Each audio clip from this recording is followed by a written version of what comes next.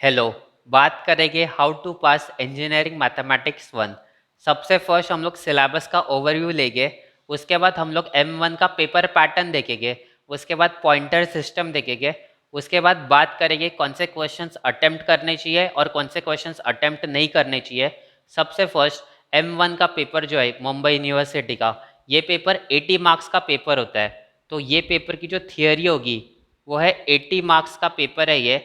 और इसके साथ यूनिट टेस्ट हो चुकी है। इसका मतलब कॉलेज में जो यूटी होती है, इंटरनल असेसमेंट होती है, उसका मार्क्स था 20 मार्क्स का, पूरा ये मार्क्स था 20 मार्क्स। तो ये 80 + 20, इसका मतलब ये टोटल पेपर 100 मार्क्स का पेपर है। 100 मार्क्स का M1 का पेपर है। इसके साथ 25 मार्क्स का टर्म वर्क भी होता है। तो ये जो 100 मार्क्स है, ये 100 मार्क्स पूरे कैलकुलेट होते हैं पॉइंटर कैलकुलेट करने के लिए, क्योंकि पॉइंटर हर एक सब्जेक्ट का निकलता है। उसके बाद ये जो सिलेबस है अपना M1 का सिलेबस मुंबई यूनिवर्सिटी का, टोटल 6 मॉड्यूल्स है। ये 6 मॉड्यूल्स कौन से हैं? फर्स्ट मॉड्यूल है कॉम्प्लेक्स नंबर, सेकंड मॉड्यूल है logarithm of complex number and hyperbolic function, third module है पार्शियल डिफरेंशिएशन, फोर्थ मॉड्यूल है application of partial differentiation, fifth module है मैट्राइसेस और सिक्स्थ मॉड्यूल है न्यूमेरिकल सोल्यूशन। अभी ऊपर से देखेंगे तो ये जो फर्स्ट मॉड्यूल है वो कॉम्प्लेक्स नंबर का मॉड्यूल है, जिसमें फर्स्ट मॉड्यूल और सेकंड मॉड्यूल हाइपरबोलिक फंक्शन वाला मॉड्यूल भी, यानी फर्स्ट 2 मॉड्यूल कॉम्प्लेक्स नंबर के मॉड्यूल है। थर्ड और फोर्थ मॉड्यूल ये पार्शियल डिफरेंशिएशन का मॉड्यूल है, क्योंकि यहाँ पे पार्शियल डिफरेंशिएशन है और यहाँ पे उसकी एप्लीकेशन है। फिफ्थ वाला मॉड्यूल है वो मैट्राइसेस का, सिक्स्थ वाला मॉड्यूल है वो न्यूमेरिकल सोल्यूशन का। अभी पेपर पैटर्न M1 का जो पेपर है उसका पेपर पैटर्न कैसे होगा, तो सबसे फर्स्ट बात करेंगे पेपर पैटर्न के बारे में। M1 के पेपर पैटर्न, इसमें टोटल 6 क्वेश्चंस आते हैं। टोटल 6 क्वेश्चंस हो गए और उसके अंदर सब क्वेश्चंस होते हैं। तो यहाँ पे 6 क्वेश्चन है। Question number 1, question number 2, question number 3, question number 4, question number 5 और ये क्वेश्चन नंबर 6। तो ये टोटल 6 क्वेश्चंस है। अभी एक एक क्वेश्चन, ईच क्वेश्चन जो है वो 20 मार्क्स का क्वेश्चन है। ये भी 20 मार्क्स का है। हर एक क्वेश्चन यहाँ पे 20 मार्क्स का है। ये 20 मार्क्स, ये भी 20 मार्क्स, 20 और ये वाला भी 20। इसका मतलब क्या हुआ? 6 क्वेश्चन है, हर एक क्वेश्चन 20 मार्क्स का है। इसका मतलब ये टोटल पेपर 120 मार्क्स का पेपर है विथ ऑप्शंस के साथ। विदाउट ऑप्शन ये पेपर 80 मार्क्स का है। और इसमें क्वेश्चन नंबर 1 में, क्वेश्चन नंबर 1 कंपलसरी क्वेश्चन होता है और इसमें 3 सब क्वेश्चन आते हैं। 3 नहीं, 4 सब क्वेश्चन आते हैं। Question number A, B, C और D, और ये चारों क्वेश्चन 5 मार्क्स के होंगे। 5 मार्क्स के ये चारों क्वेश्चन हो गए। और ये 5 × 4, ये टोटल फर्स्ट क्वेश्चन हुआ 20 मार्क्स का। उसके बाद ये क्वेश्चन नंबर 2, 3, 4, 5 और ये 6। इसमें क्वेश्चन नंबर 2 में 3 सब क्वेश्चन होते हैं, क्वेश्चन नंबर A, B और C। वैसे ही क्वेश्चन नंबर 3 में भी 3 सब क्वेश्चन होते हैं, A, B और C। क्वेश्चन नंबर 4 में भी A, B और C होते हैं। क्वेश्चन नंबर 5 में भी A, B और C। तो ऐसे क्वेश्चंस होते हैं। अभी इसमें क्वेश्चन नंबर 2 में A, B, C, ये जो फर्स्ट क्वेश्चन होगा वो होगा 6 मार्क्स का क्वेश्चन होगा। सेकंड क्वेश्चन भी 6 मार्क्स का होगा और ये जो थर्ड क्वेश्चन है वो 8 मार्क्स का होगा। यही सेम सिस्टम यहाँ पर भी फॉलो होगा, क्वेश्चन नंबर 3, 4 और 5 में फॉलो होगा। यही सेम सिस्टम 6, 6, 8 वाला। तो यहाँ पे भी लिखते हैं ये भी 6 मार्क्स का, 6 मार्क्स का और ये 8 मार्क्स का, 6 मार्क्स का, 6 और ये 8 का। क्वेश्चन नंबर 5 में भी 6, 6 और ये 8 मार्क्स का। और ये जो क्वेश्चन नंबर 6 होगा, क्वेश्चन नंबर 6 में 4 क्वेश्चन आएंगे। फर्स्ट क्वेश्चन आएगा क्वेश्चन नंबर 1, 6 मार्क्स का। सेकंड क्वेश्चन आएगा 6 मार्क्स का। और क्वेश्चन नंबर C जो होगा उसमें 2 क्वेश्चन हो गए, 2 सब क्वेश्चन हो गए 4-4 मार्क के। तो ऐसा होगा ये क्वेश्चन नंबर 6। क्वेश्चन नंबर 6 का यहाँ पे साइड में लिखते हैं। क्वेश्चन नंबर 6 में सबसे फर्स्ट आएगा A, B और C के अंदर 2 ऑप्शन रहेंगे, फर्स्ट और सेकंड ऑप्शन रहेगा। क्वेश्चन नंबर A रहेगा 6 मार्क्स का, क्वेश्चन नंबर B भी 6 मार्क्स का रहेगा और ये 4 मार्क्स और ये 4 मार्क्स, इसका मतलब ये भी 20 मार्क्स का हुआ। अभी इसमें से अटेम्प्ट क्या क्या करना होता है। क्वेश्चन नंबर 1 तो कंपलसरी है, और ये जो बचे 5 क्वेश्चन है, क्वेश्चन नंबर 2, 3, 4, 5 और ये 6, इन 5 क्वेश्चन में से कोई भी 3 क्वेश्चन सॉल्व करना होता है। ये जो 5 क्वेश्चन है क्वेश्चन नंबर 2 से 6 में से, इसमें एनी 3 सॉल्व करना होता है। एनी थ्री सॉल्व करना होता है, और ये क्वेश्चन नंबर 1 कंपलसरी 20 मार्क्स का। तो यहाँ से हुआ 60 मार्क्स और ये 20, तो ये 80 मार्क्स का टोटल पेपर हुआ। तो ये है पेपर पैटर्न क्वेश्चन नंबर 1 से लेके 6 तक का M1 का इंजीनियरिंग मैथमेटिक्स 1 का पेपर पैटर्न। इसके बाद अभी पॉइंटर की बात करते हैं। पॉइंटर क्या होता है, बात करेंगे अभी पॉइंटर के बारे में। पॉइंटर कैलकुलेट करने के लिए ये 80 मार्क्स का एंड सेमेस्टर एग्जाम का पेपर और 20 मार्क्स का यूनिट टेस्ट, ये दोनों कैलकुलेट होता है। टोटल 100 मार्क्स कैलकुलेट होते हैं पॉइंटर कैलकुलेट करने के लिए। पॉइंटर हर एक सब्जेक्ट का कैलकुलेट होता है, इंडिविजुअल पॉइंटर कैलकुलेट होता है। तो पॉइंटर के लिए 10 पॉइंटर सबसे हाईएस्ट रहता है, और सबसे लोवेस्ट पासिंग वाला 4 पॉइंटर रहता है। तो यहाँ पे बात करेंगे पॉइंटर सिस्टम के बारे में। पॉइंटर, अभी 10 पॉइंटर का मतलब क्या होता है। अभी ये जो 100 मार्क्स का पेपर है 80 + 20, 100 में से, इस 100 में से अगर 80 मार्क्स मिले कंबाइन करके, 80 मार्क्स मिले तो उसको बोलते हैं 10 पॉइंटर। और इस पॉइंटर का ग्रेडिंग सिस्टम होता है, तो इस 10 पॉइंटर को ओ ग्रेड बोलते हैं। 10 पॉइंटर मतलब ओ ग्रेड होता है मुंबई यूनिवर्सिटी में। उसके नीचे इस 100 में से 80 मार्क्स ऐड करके, मतलब इसका थियोरी में और यूनिट टेस्ट में, सपोज करते हैं इस 80 मार्क्स में से थियोरी में 60 मिले और यूनिट टेस्ट में 20 मिले, तो 60 + 20 80 हुआ। तो 80 मार्क्स मतलब 10 पॉइंटर हुआ उस सब्जेक्ट का। मतलब M1 का 10 पॉइंटर के लिए टोटल 80 मार्क्स चाहिए। उसके लिए थियोरी में 80 में से 60 मिला तो भी बहुत है, अगर 20 में से 20 यूनिट टेस्ट में मिला है तो ये 10 पॉइंटर के लिए हुआ। इसके नीचे होता है 9 पॉइंटर। अभी 9 पॉइंटर के लिए कितने मार्क्स चाहिए होते हैं, 9 पॉइंटर के लिए 75 मार्क्स चाहिए होते हैं। यही कैलकुलेट करके ऐड करके, इसमें थियोरी और यूनिट टेस्ट ये दोनों 100 में से 75 मार्क्स चाहिए होते हैं 9 पॉइंटर के लिए। 9 पॉइंटर का मतलब होता है ए ग्रेड। 9 पॉइंटर मतलब ए ग्रेड। अभी इसके नीचे होता है बी ग्रेड, यानी 8 पॉइंटर। 8 पॉइंटर के लिए 70 मार्क्स चाहिए होता है, यही 100 में से 70 मार्क्स चाहिए होते हैं। और इसका जो ग्रेड होता है वो होता है बी ग्रेड होता है, 8 पॉइंटर मतलब। उसके बाद 8 पॉइंटर के बाद 7th पॉइंटर। 7 पॉइंटर के लिए 60 मार्क्स चाहिए होते हैं। 7 पॉइंटर मतलब 60 मार्क्स। इस 100 में से 60 मार्क्स चाहिए होते हैं, और उसका ग्रेड होता है सी ग्रेड होता है 7 पॉइंटर मतलब। उसके नीचे अभी 6 पॉइंटर। 6 पॉइंटर का मतलब होता है 50 मार्क्स, और इसका ग्रेड होता है डी ग्रेड होता है 6 पॉइंटर का मतलब। उसके बाद 5 पॉइंटर। 5 पॉइंटर का मतलब होता है 45 मार्क्स, और इसका ग्रेड होता है ई ग्रेड होता है। ई ग्रेड होता है। इस 100 में से 45 मिला, ये दोनों कंबाइन करके, यूनिट टेस्ट और थियरी का पेपर, 100 में से 45 मार्क्स मिला, इसका मतलब वो 5 पॉइंटर होता है, और उसका ग्रेड होता है वो ई ग्रेड होता है। उसके बाद लास्ट वाला पासिंग वाला 4 पॉइंटर, पासिंग होता है 40 मार्क्स। 40 मार्क्स, और इसका ग्रेड होता है वो पास ग्रेड होता है 40 मार्क्स। इसका मतलब इस 100 में से 40 पासिंग हुआ, सिर्फ 40 मार्क्स मिला, तो ये पास ग्रेड हुआ। अभी इस 80 मार्क्स के पेपर में से पासिंग कितना होता है, 80 मार्क्स के पेपर में 32 इसमें पासिंग होता है, और इसमें पासिंग 8 होता है। ये 32 + 8, तो ये वैसे 40 बना है। 80 में से 32 पासिंग मार्क्स होता है। तो ये है अपना total pointer system Mumbai university का।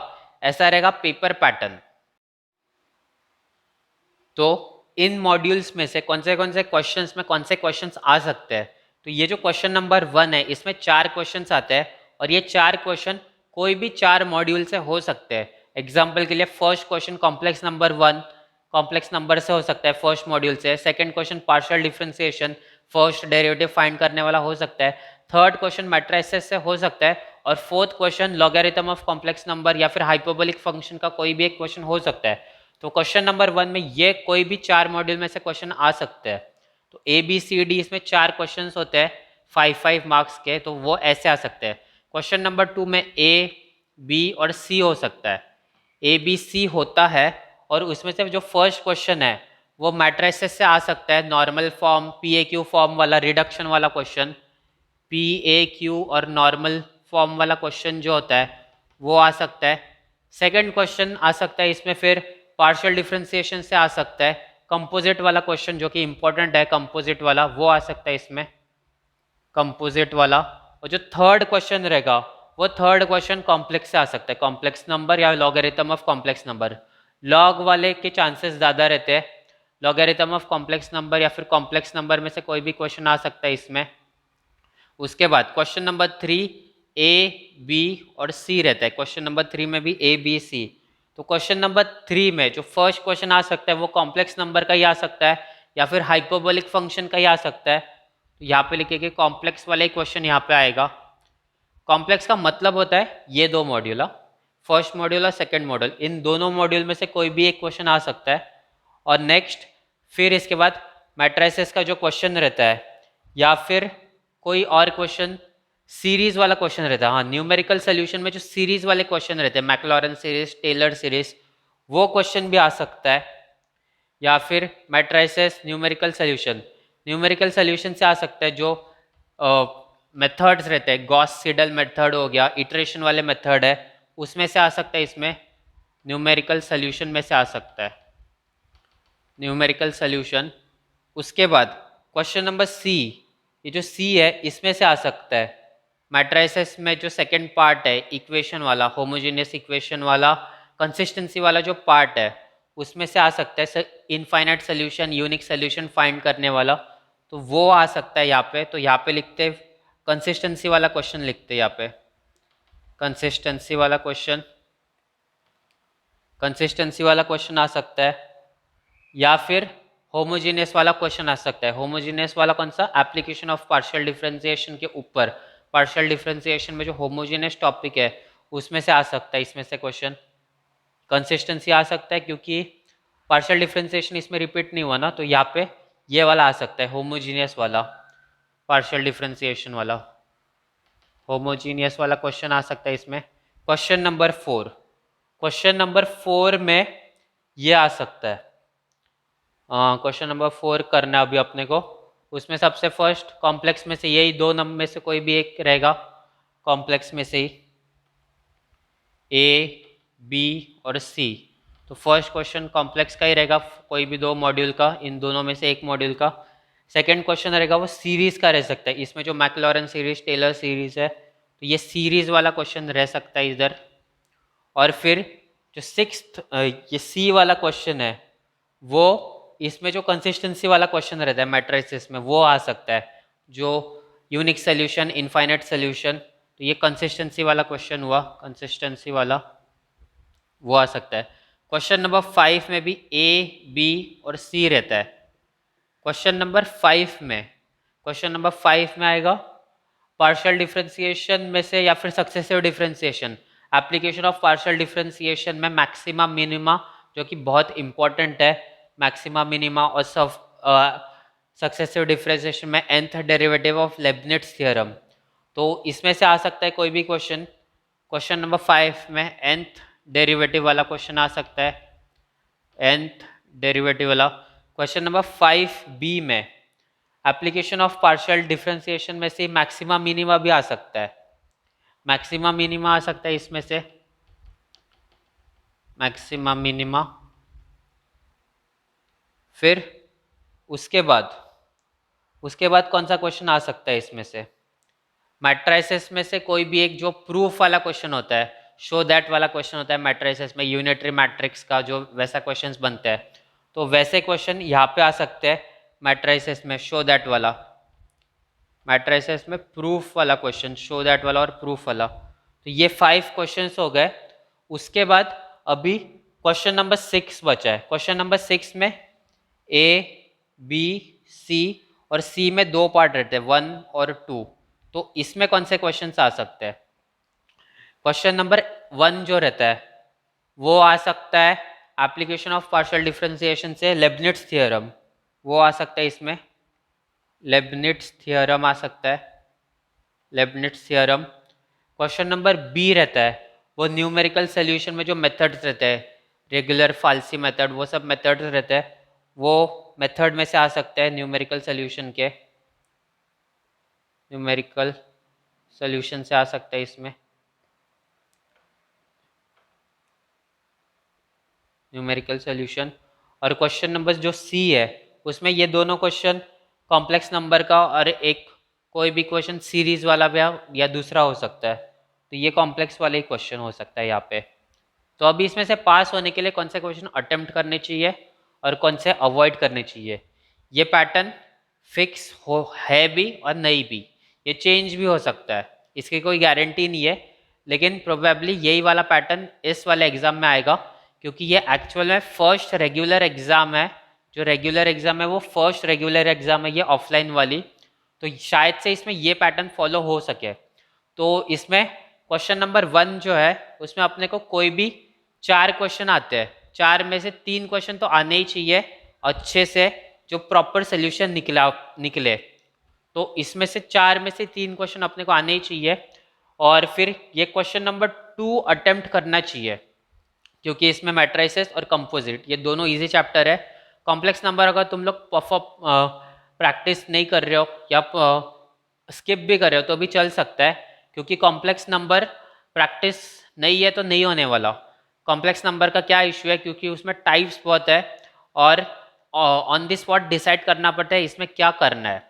अगर कॉम्प्लेक्स नंबर कर रहे हो तो पूरा करो, या फिर स्टार्टिंग में कॉम्प्लेक्स नंबर टच ही नहीं करने का, सबसे फर्स्ट पार्शियल डिफरेंशिएशन और application of partial differentiation start करने का, उसके बाद मैट्रिसेस या न्यूमेरिकल सोल्यूशन, ये 2 मॉड्यूल और इसमें से कुछ टाइप्स और इसमें से भी, ये तुम लोग स्किप कर सकते हो, क्योंकि अगर तुम लोग स्टार्टिंग ही कॉम्प्लेक्स नंबर से करोगे तो वो तो होने ही नहीं वाला, सिलेबस से कंप्लीट नहीं होने वाला है, और पेपर में तुम लोग को ऐसे लगेगा फिर कॉम्प्लेक्स ही कॉम्प्लेक्स आता है। ऐसा कुछ नहीं है, ये 6 मॉड्यूल है, 6 मॉड्यूल का इक्वल वेटेज है। इसका मतलब क्या, हर एक मॉड्यूल 20 मार्क्स के लिए आने वाला है, जो टोटल 120 मार्क्स का पेपर है, तो ये 6 मॉड्यूल है, हर एक मॉड्यूल 20 मार्क्स का रहेगा। ऐसा बिल्कुल नहीं है कि सिर्फ पेपर में कॉम्प्लेक्स कॉम्प्लेक्स ज़्यादा रहेगा, हर एक मॉड्यूल इक्वली डिस्ट्रीब्यूट रहेगा।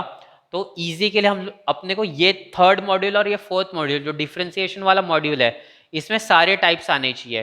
पार्शियल डिफरेंशिएशन में क्या होता है, single derivative, double derivative, variable to be treated as constant, फिर होमोजीनियस फंक्शन उसमें रहता है, कंपोजिट फंक्शन रहता है। एप्लीकेशन ऑफ पार्शियल डिफरेंशिएशन में भी सारे आने चाहिए। एप्लीकेशन में कौन से टॉपिक्स रहते हैं, nth derivative, successive differentiation, maxima minima, ये सारे टॉपिक्स 3rd और 4th मॉड्यूल 100% तुम लोग का होना चाहिए प्रिपरेशन। इसका मतलब क्या, 3rd और 4th मॉड्यूल में से कोई भी क्वेश्चन आया ये तो फिर वो 40 मार्क्स मिलने ही चाहिए, लेकिन वो 40 मार्क्स मिलेंगे नहीं क्योंकि वो इक्वली डिस्ट्रीब्यूट होता है। लेकिन ये 3rd और 4th मॉड्यूल अच्छे से होना चाहिए। मैट्रिसेस में जो इंपॉर्टेंट रहते हैं, जो नॉर्मल फॉर्म, PAQ फॉर्म, ये क्वेश्चन फिक्स ही है मैट्रिसेस का, ये नॉर्मल फॉर्म, PAQ फॉर्म, ये क्वेश्चन आने ही वाला है मैट्रिसेस में। और ये न्यूमेरिकल सोल्यूशन में भी कोई भी एक मेथड आने ही वाला है या फिर 2 मेथड आने ही वाला है, तो ऐसे प्रिपरेशन होना चाहिए मॉड्यूल नंबर 3 और 4। तो अगर तुम लोग क्वेश्चन नंबर 2 सॉल्व करते हो, ये क्वेश्चन नंबर 2 कोई भी क्वेश्चन तुम लोग सॉल्व करोगे, उसमें सबसे फर्स्ट चेक करना है कितने क्वेश्चंस आते हैं। 3 क्वेश्चन तो हर एक में सब क्वेश्चन है, वो 3 में से कम 2 क्वेश्चन आने चाहिए, फिर तुम लोग उस क्वेश्चन को सॉल्व करो। और जब भी पेपर जब भी आएगा तभी क्वेश्चन नंबर 1 सॉल्व मत करना स्टार्टिंग में, क्योंकि अगर क्वेश्चन नंबर 1 सॉल्व करते बैठो, अगर बीच में किस में अटक गए तो उसमें ही 1 घंटा चला जाएगा, फर्स्ट 1 आवर। फर्स्ट 1 आवर में या फिर फर्स्ट 1.5 आवर्स में अपना टारगेट यही होना चाहिए, पासिंग वाले मार्क्स कैसे भी कैप्चर करने हैं। जो 32 मार्क्स का पासिंग है, फर्स्ट 1.5 आवर्स में कैप्चर होने चाहिए। क्योंकि स्टार्ट कर सकते हो तुम लोग क्वेश्चन नंबर 2 से, कंपोजिट से स्टार्ट कर सकते हो, उसके बाद नॉर्मल फॉर्म, ये क्वेश्चन नंबर 2, 3, 4, 5, 6, इन 5 क्वेश्चन में से कोई भी 3 क्वेश्चन अटेम्प्ट करना चाहिए। अटेम्प्ट करना इंपॉर्टेंट होता है। लेकिन अभी सीन क्या होता है, कि क्वेश्चन नंबर 2 में से 2 क्वेश्चन आता है, क्वेश्चन नंबर 3 में से एक ही क्वेश्चन आता है, क्वेश्चन नंबर 6 में से 2 क्वेश्चन आते हैं। ऐसा हो सकता है, नॉर्मली ज़्यादातर लोग का सबका ऐसे ही होता है, आता सब था लेकिन सब क्वेश्चन नहीं आते थे। क्वेश्चन नंबर 1 या 2 क्वेश्चन आते थे, सब क्वेश्चन 1 या 2 ही आते थे। जो तीनों नहीं आते, वो तीनों क्यों नहीं आते? क्योंकि प्रॉपर सिलेक्शन नहीं करते। क्वेश्चन नंबर 2 कॉम्प्लेक्स नंबर में यहाँ पे ऐसा नहीं कि कॉम्प्लेक्स नंबर स्किप करना है तो पूरा स्किप करने का। लॉगरिथम ऑफ कॉम्प्लेक्स नंबर वो इंपॉर्टेंट है और वो करके जाने का लॉगरिथम ऑफ कॉम्प्लेक्स नंबर, क्योंकि यहाँ पे जो क्वेश्चन आए थे वो लॉगरिथम ऑफ कॉम्प्लेक्स नंबर का आ सकता है। तो क्वेश्चन नंबर 2 तुम लोग पूरा अटेम्प्ट कर सकते हो अगर ये प्रिपेयर किया था कंपोजिट फंक्शन वाला, कॉम्प्लेक्स नंबर में लॉगरिथम ऑफ कॉम्प्लेक्स नंबर और PAQ और नॉर्मल फॉर्म द मैट्रिसेस का वो इजी है, वो तो आता ही है। तो क्वेश्चन नंबर 2 अटेम्प्ट कर सकते हो। उसके बाद क्वेश्चन नंबर 3 है, 4 है, 5th है, 6th, और ये एप्लीकेशन में एक लेबनिट्स थियरम जो क्वेश्चन नंबर 6 में आने वाला है। लेबनिट्स थियरम ये भी फिक्स क्वेश्चन होता है। तो क्वेश्चन नंबर 6 में ये लेबनिट्स थियरम और न्यूमेरिकल सोल्यूशन की कोई भी एक मेथड आएगी। तो ये 2 क्वेश्चन और ये कॉम्प्लेक्स नंबर स्किप हुआ तो हुआ, नहीं तो नहीं हुआ। स्टार्ट कर सकते हो तो स्टार्ट करो। तो इसका मतलब क्या, क्वेश्चन नंबर 2 अटेम्प्ट पूरा होना चाहिए। क्वेश्चन नंबर 6 में से A और B और ये क्वेश्चन नंबर 3, 4 और 5 इसमें से कोई भी एक क्वेश्चन सिलेक्ट कर सकते हो। फॉर एग्जाम्पल के लिए क्वेश्चन नंबर 5 अगर तुम लोग सिलेक्ट करते हो तो वो भी इजी है, क्योंकि क्वेश्चन नंबर 5 A में nth डेरिवेटिव आ सकता है और ये B में मैक्सिमा मिनिमा, और इसमें मैट्रिसेस का एक प्रूफ आ सकता है 8 मार्क्स का। अगर ये हुआ तो ठीक है, लेकिन स्टार्ट तो हो ही सकता है। अगर ये कंप्लीट फाइनल सोल्यूशन नहीं आया तो फिर अगर अच्छे से प्रिपेयर करने के लिए क्वेश्चन नंबर 1 में से 3 क्वेश्चन कोई तो फिक्स होने चाहिए, आने चाहिए, सॉल्व होने चाहिए। क्वेश्चन नंबर 2, क्वेश्चन नंबर 5 और क्वेश्चन नंबर 6 अगर ऐसा प्रिपरेशन करते हो तो ऐसा कर सकते हो। क्वेश्चन नंबर 2, क्वेश्चन नंबर 5 और क्वेश्चन नंबर 6। तो ये पेपर कितने मार्क्स का अटेम्प्ट हुआ, इसमें से सपोज करते हैं 15 मार्क्स मिला 20 में से, तो यहाँ पे 5 मार्क्स का छूटा, यहाँ पे तो पूरा कर रहे हो 20 मार्क्स का। और यहाँ पे क्वेश्चन नंबर 5 में ये 6, 6, 12 मार्क्स का और ये 8 मार्क्स का भी अटेम्प्ट कर रहे हो, तो यहाँ पे छूट रहा है। यहाँ पे कॉम्प्लेक्स इग्नोर करते हैं हम लोग, ये कॉम्प्लेक्स 8 मार्क्स का क्वेश्चन आएगा, यहाँ से 8 मार्क्स का छोड़ रहे हो और यहाँ से पूरा नहीं कर रहे हो, ऐसा हम लोग मेजर करते हैं। तो यहाँ पे 5 मार्क्स का छूटा, यहाँ पे 8 मार्क्स का, 8 + 5 13, और यहाँ पे 4 मार्क्स का 13, 13 + 5 17। तो ऐसा करोगे तो भी 80 में से 63 मार्क्स का अटेम्प्ट हो रहा है। और फिर तुम लोग यूनिट टेस्ट में देखो कितना मार्क्स मिला है। यूनिट टेस्ट में नॉर्मली बहुत लोगों को 20 में से 20 मिलता है।